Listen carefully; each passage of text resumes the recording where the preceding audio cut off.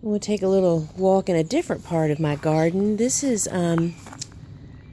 my shade garden that is just so sweet and shady. It's wonderful. Some digitalis again. I know I've shown some before. This is some past generations passed on. Money plant, hydrangeas, and then this is my Lenten rose bed up underneath this amazing saucer magnolia that is just incredible. For anyone that came here on spring tours in years past, saw that in its real glory. And over here we have some Solomon seal and hydrangeas and a nice view blocker. Kind of makes our area a little private. And now I'm going to take us back to our veggie garden. Here we are in the vegetable garden, and right here I've made a small bed about 8 feet long, 2 rows of Italian sweet basil.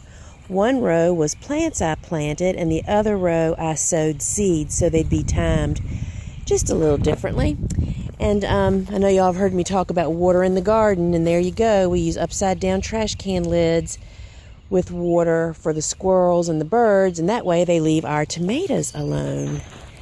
So our tomatoes are coming right along. You can actually see them now. And I have more than enough stakes here. I'll be doing the Florida weave support system. They aren't big enough to do it yet, so that'll be in a couple weeks. And so we have 3 rows, 50 plants each approximately. And here are my beautiful beans. And I just hoed them with the stand-up garden hoe just a couple days ago, right before one of our rains. And you can just see they're totally weed-free. Took me, I think I timed myself, 12 minutes to do. This is 110 feet long, 4 rows. And then this is kind of where some weeds are growing. This will get tilled and more corn will be planted. And here's our first round of corn. Silver Queen and one called Pearl, which is a little sooner. So pretty exciting. This is a part of the garden that y'all don't usually see. And here's my little baby compost bin.